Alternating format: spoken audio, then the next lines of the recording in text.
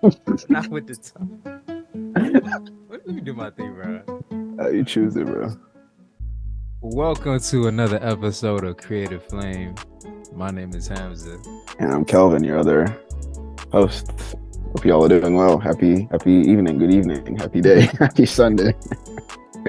And all that. Yeah, today we're just gonna be talking about just recent developments with AI, current stage in our life, new things we got going on, Mhm. growing up in a Gen Chosen Z in house, a though. modern society with AI Mhm. and our perspective as young Black men with African heritage Mhm.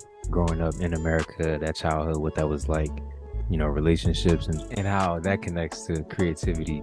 Yeah, so this is kind of like our introductory, how I guess introductory to who we are as individuals and also what our creative flame is and how different parts of our, upbringing, our background, our current jobs, our journeys have added or contributed to our creative flame. And it's like, it's similar and different in a lot of ways, and the episode will show. But yeah, we're excited to get into it, just talk about creativity and the world and what's happening and AI. Bro, how was it growing up in Ghana for you? Because I know, as a Ghanaian Yeah. from Ghana. So as you can tell by my last name, Ejiakosa, I am Ghanaian, born and raised. I keep losing track of the time, but it's either 2012 or 2014 when I moved to the US. But I started eighth grade in the US, high school and college.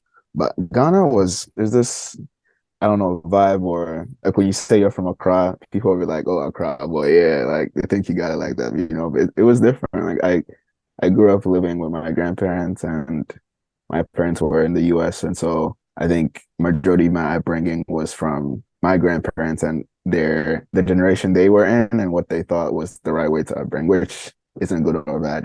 My grandmother was, I guess you could say, she was a creative. She sewed clothes, she sold like different sorts of artifacts or furnitures. All her kids were doing some sort of creative thing. So one of her sons owned like a water distillery company. All her sons, all my uncles, they know how to paint, they know how to cook, they know how to sew, they know how to Bruh. build stuff. My dad knows how to build stuff from scratch. And it's like all these things I've kind of also grown up to learn to do, and in a Yeah. way, I think you could say that's kind of how my creative journey started. Like when she's sewing, I'm with her trying to put the needle to the pin, like learning all these things. And I've grown up to kind of pick that. I sew a little bit. I'm trying to get into crocheting, but it's been what, 4 months now?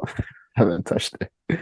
But that's another Okay. part of the flame where, yeah, it's like I as much as I want to do it, there's other things like coming back from work and being tired or just like wanting to relax that is stopping me. But there's still 8 more months in the year, and it's not too late to pick up the needle and start crocheting.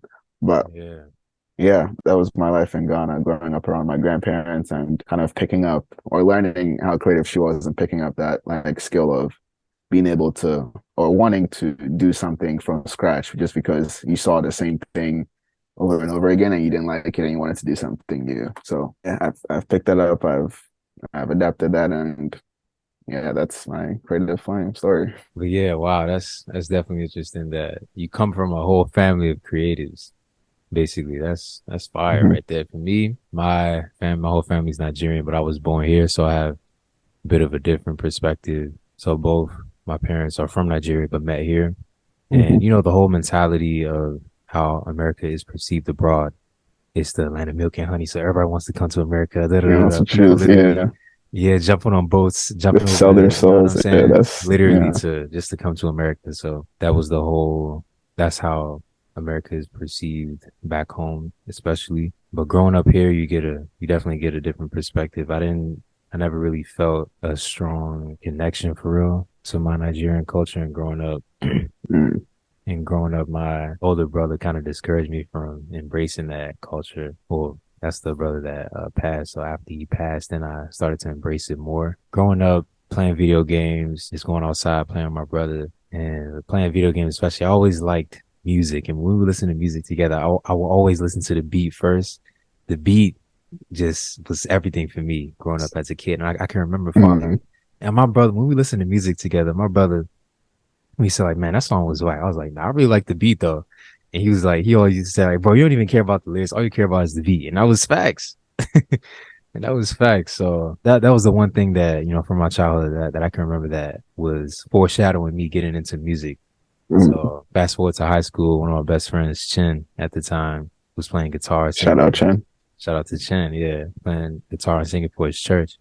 And that's what inspired me to pick up the guitar as well, start playing. And then got to Bucknell, met Kelz. That's how we met. We met in college. Shout But out to yeah, we did. Bucknell. We went to the Yeah. same college. Yeah, Posse, shout out to Posse Foundation. And so you met in college. And then I had the idea of starting a guitar club. Why not start a guitar club? There was no club on campus. I remember walking in Smith Hall. We both lived in Smith. And I was walking past the first floor common room, 1A, and there was a jam session with Christian. You remember Christian? Shout out Christian.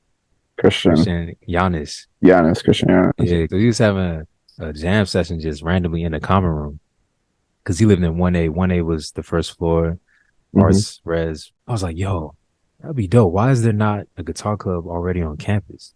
You know what I'm saying? So let me go ahead and start that. So yeah, I started a club. We would perform different events, Bison Sound, Fall Fest, and that was a lot of fun just performing, learning from more experienced guitar players like Matt, Ian, shout out to them.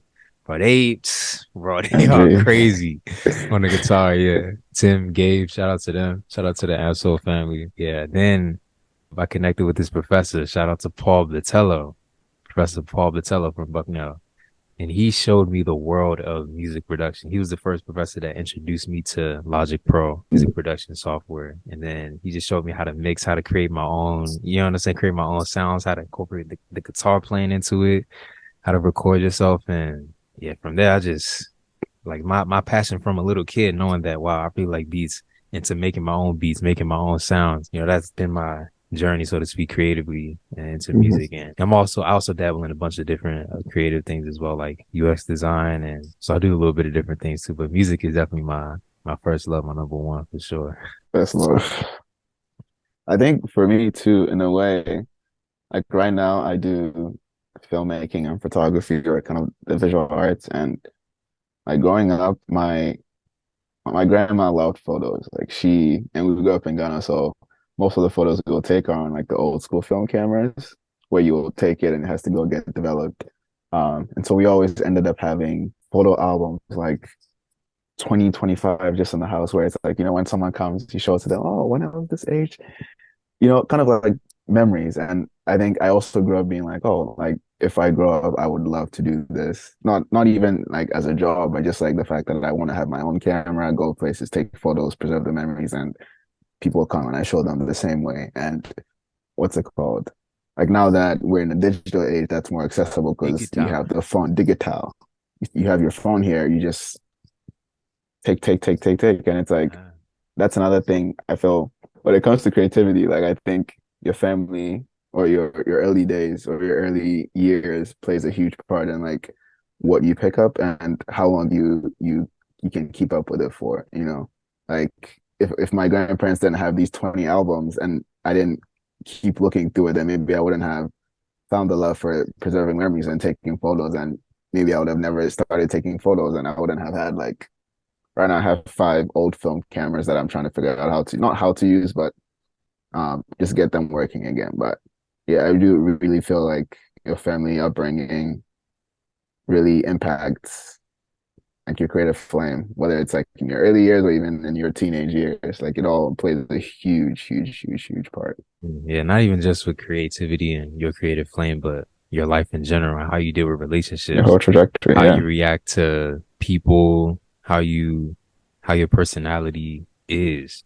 Hmm. You know what I'm saying? Because we talked about this a little bit the other day about how we like now that we're both in relationships, we're able to see things that we could do better. And so it's like, yo, what is that, bro? That's a ring still. What ring is that? It's a pinky ring till I get a wedding ring. Okay, I thought that was Drake said. say that, say that. So yeah, just seeing things in our household that we don't want to emulate in our relationships in terms of breaking the cycle when it comes to certain things.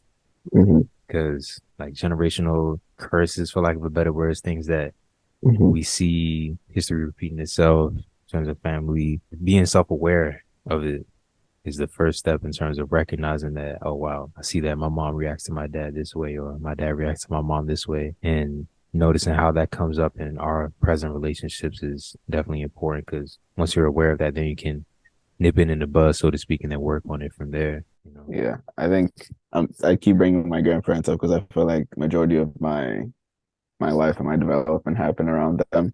But and maybe it's the same with you. I don't know. Like I usually just say African parents, but I realize Ghanaian parents are a different breed than the usual. But my grandma used to keep like we'll buy stuff and she'll keep everything. There's this thing, memes going around where you open ice cream containers and it's not ice cream in there, it's stew. Yeah. But it's like it goes beyond that. We'll buy boxes and she'll keep the boxes. We'll buy containers. We'll get stuff and you'll just keep it. And it's like this whole thing about what's it called? Just I don't know if hoarding is the right word, but just stuff just gets kept. It takes up space and it's so like walk into the basement, it's like boxes from 10 years ago and you haven't used it. But their hope is like, oh, you never know when you use it. And I think, like, at least for me, I can't speak for everyone, but for me, having space or the role of space in my life is like it reflects kind of your like if you walk into a space and it's messy, it affects I don't know how you go beyond that. If you walk into a space and it's clean, it affects how you go beyond. And I think for me, at least, most of my creative flame has been dialed down or has been fueled because I don't have the space to be creative. And it's like it goes beyond like I don't know having a studio. I think just being home and I also live with my parents, just so you know. But being home and walking in and like I don't know, just seeing all this, my head starts to get consumed or it takes up mental real estate in my head, you know. And so like I think for me it's draining. And again, it goes back to parenting and my grandparents used to do it. I'm like, oh, when I grow up, I don't want to do any of that. I don't want to keep ice cream bowls and put stew in them. I'd rather get Pyrex bowls and whatnot. Um, but it's all like things that you see your parents or in my case grandparents do. You don't want to replicate the same thing in your generation or in your relationships or in your whatever. And it's like, Not that it is what it is, but yeah, it is what it shouldn't be. hmm It is but what what it it could changed to be, be, hmm and it's not what it could be to be. be not to be. But yeah, bro, it's like with my parents was my dad is the main one that's the hoarder. He always buys stuff, keeps stuff, and says, "Oh, one day I'll send it to One Nigeria. day, One day." 10 years later. 20 years later, in fact. Oh, 20 in your case. And it's like Pangolo, but yeah, I also still with my parents for now. But we've actually made a lot of progress in terms of Mm, clearing stuff out, downsizing. that's And good. shout out to my auntie Anota from Germany. She came and visited us and helped us, clear out some stuff. So that was a big help. That's But good. just two storages in the back full of stuff. Right. And it's, I think, well, for us, we Crazy. clear. And I think for them, seeing this face equals putting stuff in there. So we'll clear a rack full of things. And next thing you know, it's like, oh, let's buy containers. And you buy containers and just put more junk. And I'm like, why don't we just have space that is not taken? Let's just have space, you know? Like when I graduated college, one of my goals was to like turn our basement into like a little corner studio for me where I can, do screen printing and whatnot. I did it for a week and the space just got filled with stuff. And I'm like, I don't know. And I can't do it in my room because the carpet and well, I tried and the carpet has a huge stain on there and I haven't been able to get it off. But space is important, man. When it comes to creativity, at least space is like huge. Yeah, bro. We learned about that, and I also took a photography class too, and in Tulu? Is it design and Tulu? art. Yeah, Or shout out to Tulu, Professor Tulu.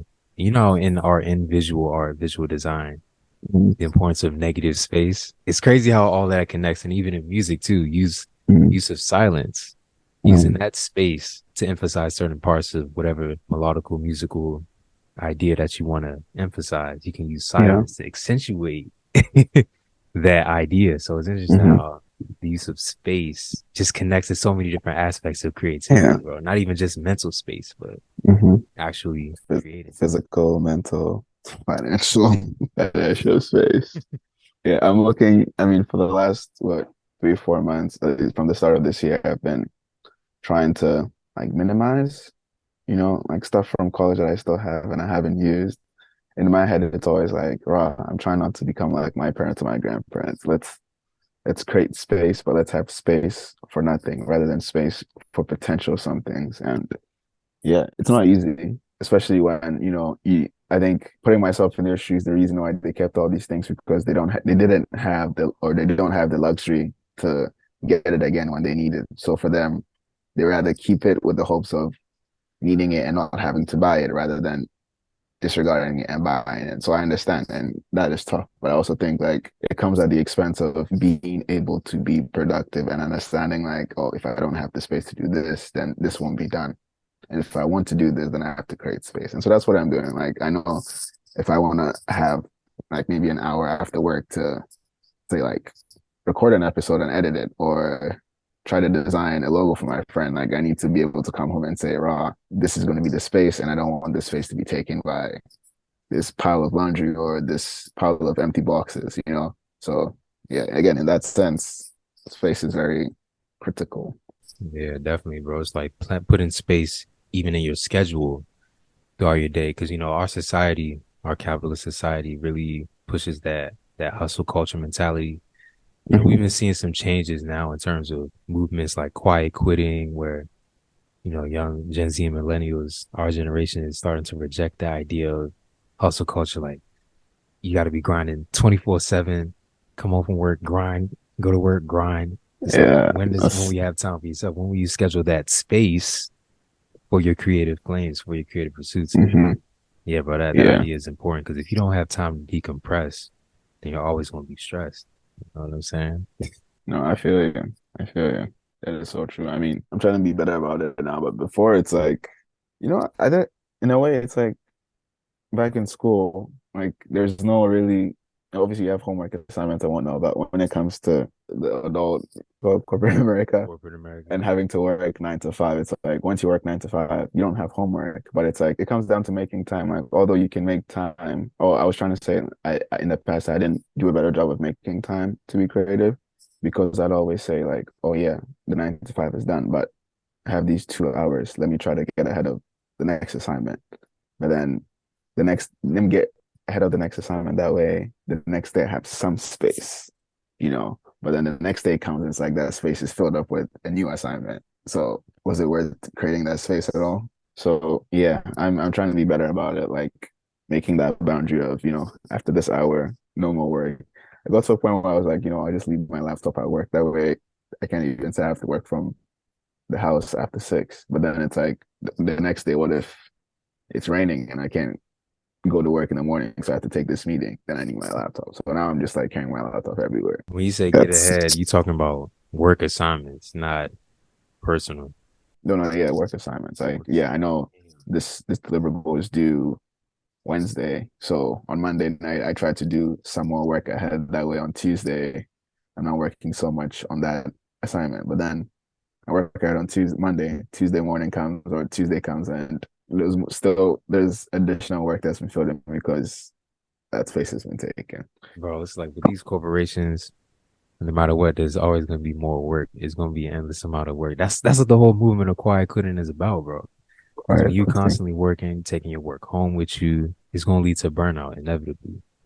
Yeah, the burnout is. But he was just talking about I think we've also talked about it before, but this book I'm reading, it's called Keep Going by Austin Kleon. But he talks about hobbies and how like when you monetize your hobbies, it becomes a thing where like you start to lose interest in it because there's a pressure for you to like do it because you're making money, you know? Yeah, no, it definitely does. Because my first job out of college, Go Rodeo was a creative audio producer, editing podcasts, making music for the podcast shows, and you would think that would be my dream job, right? Making music for a living, making music as a job. But just like you said from the book, when what you love becomes something that you have to do to survive, the love just completely vanishes from that thing. The passion gets completely sucked out of it Yeah. because this you can no longer do it. You no longer have that creative freedom, that creative flame to create in the way that you want to create. It becomes creating in the way to please the capitalist That's a system. Just to deliverable. Yeah. exactly becomes a deliverable. It becomes something that like you're forced into a box. You have to create this way, this length, this size, or whatever the specifications are to that deliverable. You're not able Mm. to exercise that creative agency over your work. And so it's like, damn, like I don't even really like doing this anymore. And that's what happened to if you had that creative agency, making your hobby, your job will be more enjoyable or less draining, do you feel? Yeah, I think with the creative agency, I did have some creative agency. I got to create it, in terms of sound selection, for example. But then there's still limits on that in terms of the sound selection that would fit that certain vibe. The basic fact of making it a job, making it something that you have to do, just takes the joy out of it. Yeah. I think I do enjoy photos. I do enjoy taking photos. And I think there's something about doing it like for yourself and knowing, I'm gonna fail, it's not gonna be perfect, and you embrace that imperfection versus doing it. And I do photos personally and also for work, but also doing it for work and being like, oh, the higher up isn't gonna approve or like it, and it's gonna be like, I think to them, a lot of things is that time is money. And so if you spend 30 minutes on a shoot and you don't deliver something that's like quality, it becomes, I don't know, it doesn't even have to be said that, oh wow, you didn't do well, but you can tell like that's what they're saying. And I think for me, there's a part of me that feels like if I treat the job like a hobby, it will make me do better or deliver better, become more creative because I'm not striving for perfection, I'm like Mm. enjoying the failures of like, oh, taking a photo and realizing my ISO is super high and maybe trying to use that to make something even better, And it's like, yeah, how do you, or even is it possible to make your job more like a hobby? And it comes to, for people who are game changers, it comes to being playful, design is playing. And when you treat design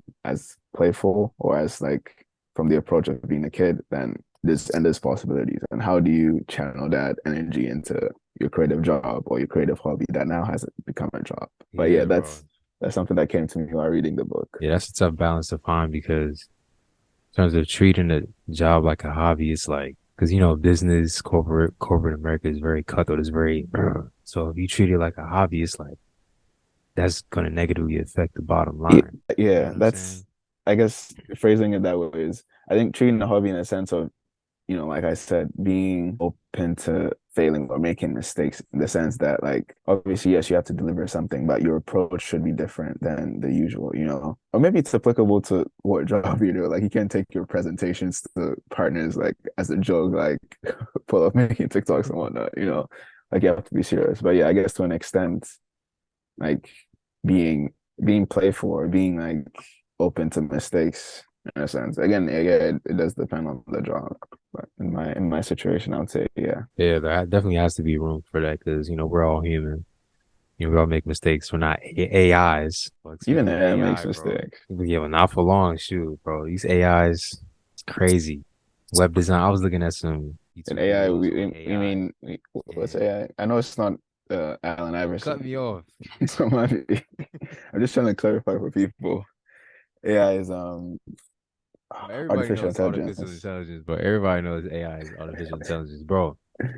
AI, UX design, bro, it's crazy. You can literally make a mock-up for a mobile app with the click of a button and some text. Like, bro, it's insane what these AIs are. They can design better. And then, bro, don't even get me started on AI music, bro. These AIs are generating full vocals from pop artists, Drake, Rihanna, Beyonce, and then putting them on the beats of other hit songs, other popular songs, and it sounds exactly Hmm. like, bro, that That's is that's where we insane. are. That's where we are. Yep. Imagine you will never have to even record vocals as an artist again. You could just have an AI. If you feed in enough songs, even 10, 20 songs, then it can generate an AI vocal performance of your voice for that song. You never have to, bro. Isn't there an It's episode of that on? I don't. It's not Blacklist. It's Black Mirror. Black Mirror, yeah, where it was like Miley Cyrus's character is an artist and she gets into an accident or something of some sort. I haven't watched it in a while, so don't roast me.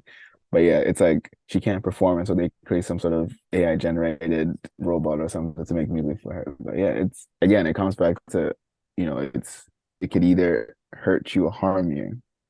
And it's like, I don't know. Actually, I do not know. I do not know because there's like discussions about, using an artist's voice without their permission is also an issue. And it's like, at what point does it become a moral issue versus a creative issue? Like, you know, In terms of copyright.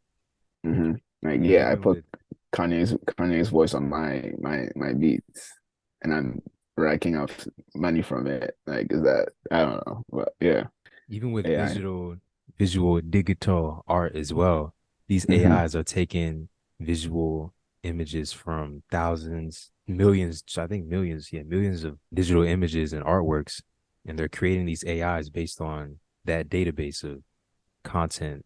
So where does the copyright fall on that? You know what I'm saying? Because Mm. some of these AI generated images are blatant ripoffs of actual creative works from artists. So that's also And that is there's also scary. that. Imagine a photo that Yeah. you take just being ripped from AI program.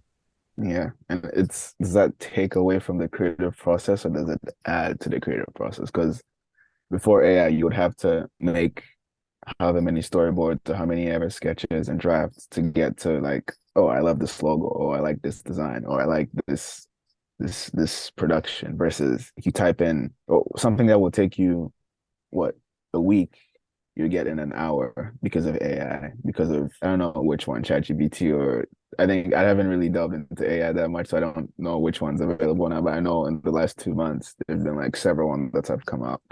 But Bro. does it take away from the creative process, or does it add to it, or does it with the new AIs? It's just everything is going to evolve, and for people that are super dependent, not dependent, but like they like technology is a good thing for them. They will again the words are gonna come out, but it's gonna hurt and harm some people. Like if you're good on tech, then it's like you're growing with it, and if you're behind on tech, then you're behind. I've been watching like videos on AI in terms of AI generated music and AI generated art. I'm trying to get into what's called sync licensing. So it's basically getting music on TV shows, film, and movies. And AI is coming for Mm. that industry too.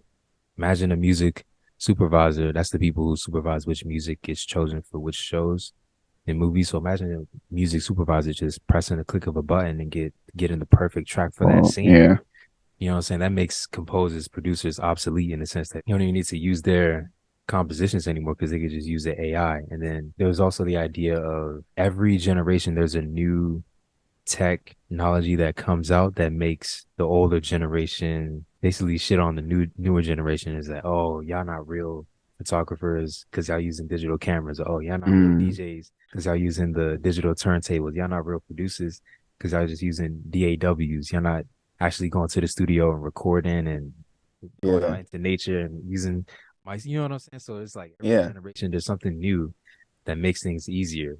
And But AI could be yeah, that thing, but it's also scary because it's like the copyright and taking it away from the actual creativity in it too. It's like two sides to that. to that note, like I will say though, old things become new again because the new things get old. I don't even know if that's someone's quote or I just No, chose you that just off my head, chose but you AI, bro. You just took the quote. just ChatGPT to give me a fire quote for my podcast. But not like bro, I don't know why, but obviously I've used digital cameras before, but now I'm just getting into there's this wave of people who are just going for the old vintage camera looks these days. Whether it's like getting an actual vintage camera or getting a digital camera and using presets that make it look like old film camera. But old things become new. People get tired of the new things and they're like, oh, I want to go back to the old days. Like a lot of fashion brands, Fashion, exactly. their latest runways, again, creativity. The latest runways are all things from not that they're things from the past, but they're blending things from the past with things that like are from centuries ago. And people are enjoying it. They're liking it because again, they're tired of what they've been seeing for the past 2, 3 years. Things become trendy and then they die. And then maybe 10 years from now, the things that died because they were trendy today pick up again. And so all this to say the connection, like, yeah, AI is gonna probably blow, but it might be a trend just for now. And then later we pick it up again, you know?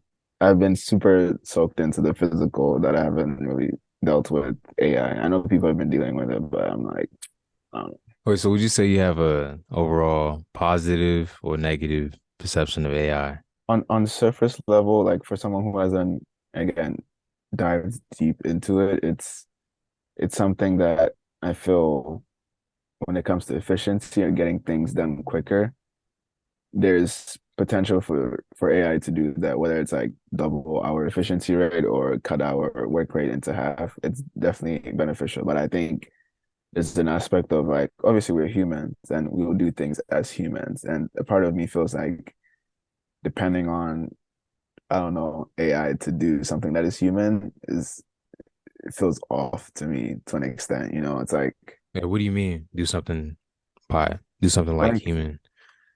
I don't know, develop I mean, yeah, oh, sure, developing a whole proposal to AI is good, but it's like there's things that to an extent you might not consider, like the people you're working with. You know the people you're working with. AI doesn't really know what you're working with. And if it What do you you're put that as an input? Put I, like, oh, I'm working with I, these kind of people. again, I haven't used I mean even that, like say you're working with elderly community in Roxbury. Maybe AI knows Roxbury, maybe doesn't know Roxbury, but it maybe doesn't even know like I don't know, considering the streets in the neighborhood and how these elderly people get around. I think there's key things that are human that AI might not have yet. And maybe in 2 years it will, but part of me being hesitant with AI is just I want to do things the human way, you know. Mm. And is it free or do you have to pay for Well, ChatGPT, yeah, I have been dabbling a bit in AI. So there are definitely a lot of free AI tools out there. it? And ChatGPT is free. I've been using this one called Writer.me. It helps write Mm, websites, YouTube video descriptions, scripts. You can use it to write pretty much mm. anything. It comes up with variation. You can input the tone, the length, the creativity level, all these different parameters that you can use to write AI, bro. It's here, bro. I think it's also interesting when we think It's AI, here. I think at least now when I think of AI, I'm like, oh, yeah, ChatGPT, this. But low-key, AI has been with us, I don't know how long. Like Siri is AI, you know, Siri Literally. is AI. Um, YouTube search engines, like how they recommend things for you, like the play next things. There's all like, I guess those are TikTok. things, TikTok, all those things, algorithms. AI should be It's algorithm. AI, bro. What does AI stand for? Hey. Artificial intelligence. Artificial intelligence should be algorithm algorithmical intelligence. But it's Yeah. like I think it's been with us so much, or at least I'm thinking about it. It's like we've been within AI so much and so long that it's like there's no question or there's no doubt in people's minds. You know, it's like, yeah, you know, let's do it. I mean, you ask Siri what the weather is, she'll tell you. If you ask ChatGPT to give you a business development plan for a YouTube channel, they'll just spit it out for you, you know, and it's like Exactly. No it's invite. normal. It's normal. Straight. But yeah, it's wild. Like, yeah, AI has been it's nothing new, you know? Again, Mm. the old becoming new. Look at that. Damn, Look bro. at that.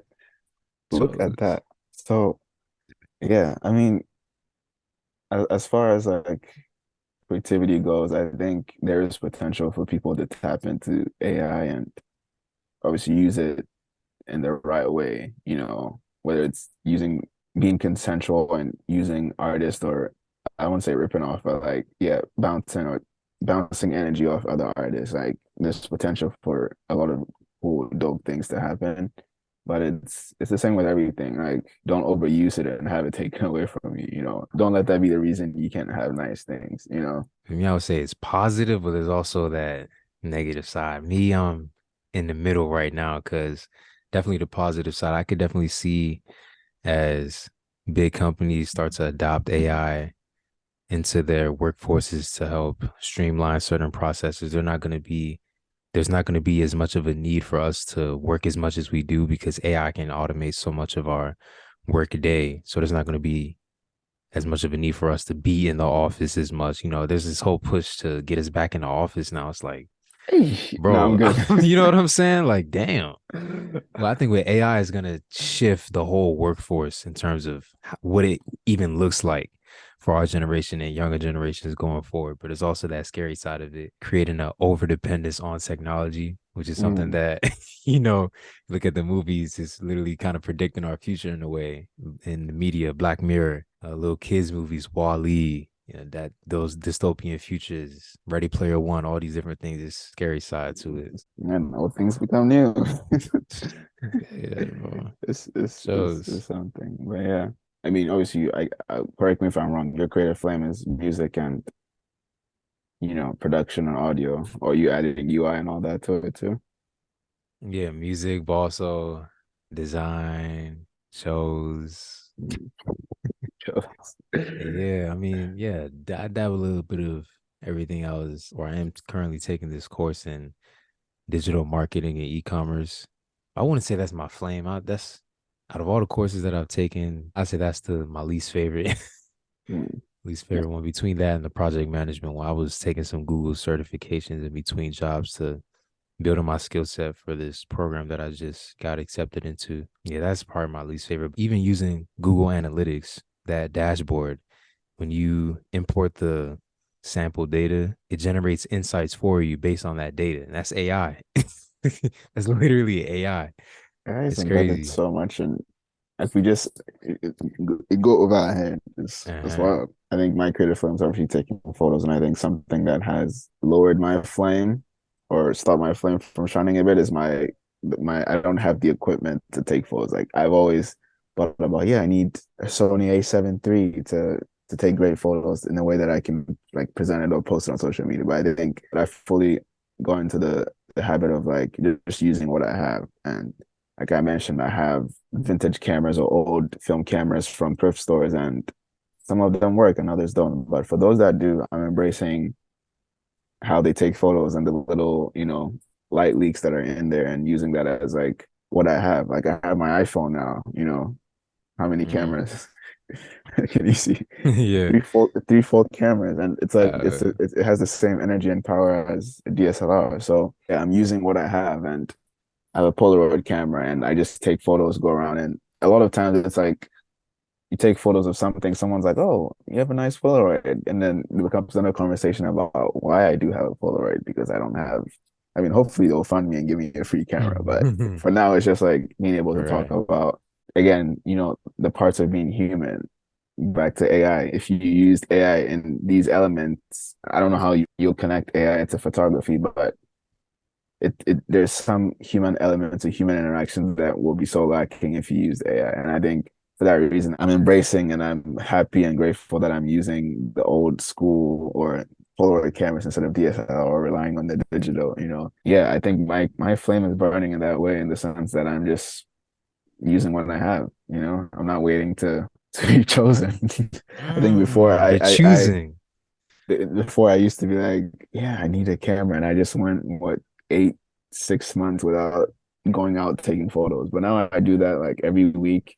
I'll go around and like I take it like a photo. Not that I take a photo a week, but I take photos all the time. And then at the end of the week, I just guess I post my best one. And it's for me, it's like satisfying because I'm feeding my flame. I'm adding wood to the bonfire. I'm adding fuel to the chose, and that keeps my flame burning. You're not waiting to choose, you're chosen. You're not waiting to be chosen, you're choosing. Just like Bro, our girl said, how can we choose if we already we're already chose? Shout out to Ice Spice. Oh, no, no, no. We don't claim her, bro. We're But not bro, claiming, we're just shouting her out. yeah, no, you said our girl. Shout out to Yeah. But bro, AI could be editing this video right now. AI could be editing your photos, could be doing all of the color grading, all of the what's it called when you adjust like the saturation, the contrast? What is that whole process color called? correction. A color Color grade. correction, the color Yeah. grading. I thought color grading is color grading just It's video or they're different terms, but yeah, I just still don't know I know the difference, but I don't know the differentiation. yeah, yeah, you But know what yeah. I mean. That whole color grading process, AI could do that, bro. It's you got to be using it, bro, because it's gonna just save so much time. There's so many different tools. I saw on LinkedIn. I sent it to our group chat on LinkedIn. All Hmm. these free AI tools that you could be using right now for video, for design, for editing, for this, for that. And Hmm. these AIs are crazy, coming out new every day. Yeah, and I think at some point they will Yeah, come in handy, but yeah, it's again, it's like when I won't say over dependent, but like when you depend too much on tech and AI, you lose up on these like vibes you get from humans, yeah, like yeah. That's if I true. had a That's the DSLR, trade-off. if I had a DSLR where I would go take photos and like photo comes out super clear with this background and whatnot versus my Polaroid where I take it and it's like in the moment. If you make a mistake, you have a like I don't know if you can see, but I took this Polaroid photo of the cameras that I have, and it's like sitting in my desk, and it's like it's not perfect. You can see the light hit at certain parts, the shadows show in certain parts, and it's I can't edit it, and it's like for me, it's like pure, it's raw. Versus if I took Mm. with the DSLR, then I'll be no, I wouldn't say tempted, but I'll be forced to be like, oh, let me edit this so it looks better, it looks cleaner, it looks pure, it looks cool, but More chosen. more chosen. But yeah, I don't know. I keep what does Central C say? I'm in two minds.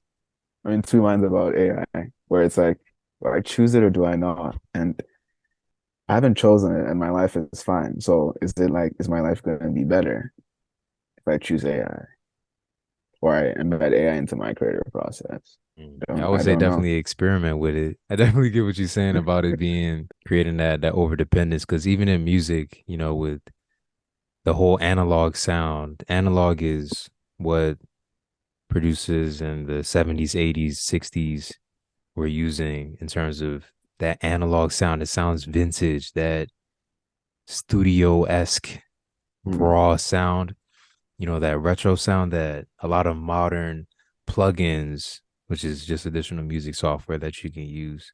And when mixing music, mastering music, etc., a lot of modern producers, master engineers, mixing engineers are chasing that analog sound, that old school sound. Like you said, old things becoming new, new things becoming old. And it's crazy how just all these different creative flames just come full circle in terms of how AI is going to disrupt those industries and how creative process is similar in a lot of different ways. On the topic of old things becoming new, someone might be like, "Oh yeah, AI can do that." Yeah, AI does have the potential to like, I don't know. I mean, that's how people are editing DSLR camera photos for it to look vintage. It's like again, it could be good or it could be bad, and I think it's up to how people choose it or how people use it. Yeah, I'm loving to talk about AI. I I can't wait to get into it and make my own For decision. sure. I think the environment in which you're in can also contribute to your creativity, whether it's like I think now in my situation living with my parents that my flame it's like flickering, it's on and off. And I'm not saying it should be like a steady burning flame, but I think ideally I would like to have it, I don't know, be a bit more consistent. And I think the inconsistency again is due to the fact that I'm home and I'm not able to do a lot of the things that I want to do. Again, I bring up the fact that I have Ghanaian parents and it's a different breed. They're a different breed. So even though my grandma and some of her kids were creative, like they made stuff, I think they didn't do it. She sold and she sold the clothes that she made. But for my uncles and my aunts, I think most of what they did wasn't monetized. I feel as we're in the US, that mode of being creative, I think has died down for my parents and I guess for their generation. They feel like, I don't know, it doesn't need to be done or there's no point in doing it. Oh, I get exactly what you're saying. It's like creativity isn't valued by society, by Yeah, our parents because it that's doesn't better make said. money. Yeah. It's seen Yeah. as something that's not Like be a profitable. doctor, be a lawyer, be a Uh-huh. like I started as a mechanical engineer, and it's not to say because I wanted to be a creative and I changed, but I'd always wanted to do some sort of design. And in part because I grew up around my grandma who was always sewing and designing all these things. And I think I knew I that's what I wanted to do. But I also felt like mechanical engineering, pairing that with obviously they wanted me to be an engineer, but also pairing that with I want to design stuff.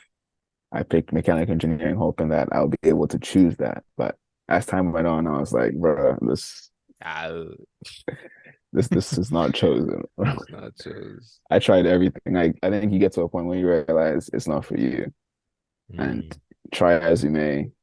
Uh, On the topic of learning to crawl before you walk, because you had said something when we first talked about this. You had said that like being you home, gotta yeah, learn to crawl on your own because if your hand is held every time, you'll never be able to properly run.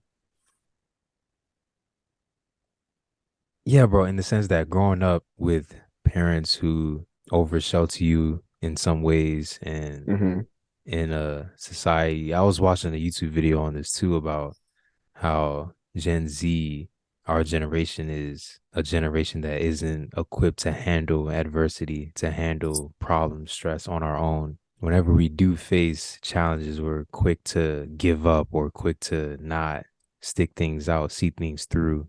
Hmm. You know what I'm saying? Just generalizing about our whole generation is because, well, it's for a multitude of different reasons. And like one of them is, well, back in the 80s, the video was like, well, back in the 80s, there was a whole scare of, kids being abducted and gotta keep your kids inside. Don't let them go outside and don't let them go outside and play. You know how important play is to creativity, Hmm. and robbing kids of that play. Kids are having less and less recess nowadays as well. Like you need that as a kid to go outside and play and just break things, fix things, put things back together. Hey, So not able to yes. make those mistakes early on. When we do make those mistakes, it's 10 times as more devastating. Like for example, with me failing Calc 3, like that was the first time I've actually failed anything in life. But when you talk to any successful person or successful entrepreneur, you see that they've failed several times over in their life. Hmm. And they've just been able to pick themselves up, dust themselves back off, have that resilience, that perseverance to keep moving forward and pivot into a new direction. Yeah. Whereas I think with And our generation, when we do experience a little bit of adversity, a little bit of pushback, we tend to break down. And because I know I did, like when I failed Calc 3, I felt like a failure.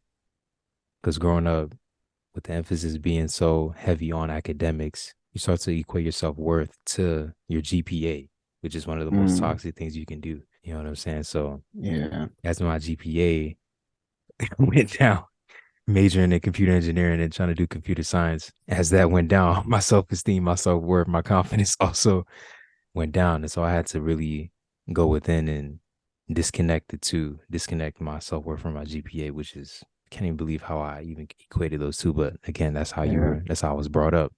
Strict Yeah. African parents put that pressure on academics. And so gotta have that Hmm. resilience and perseverance to be able to, yeah, be able to just choose through Yeah. adversity.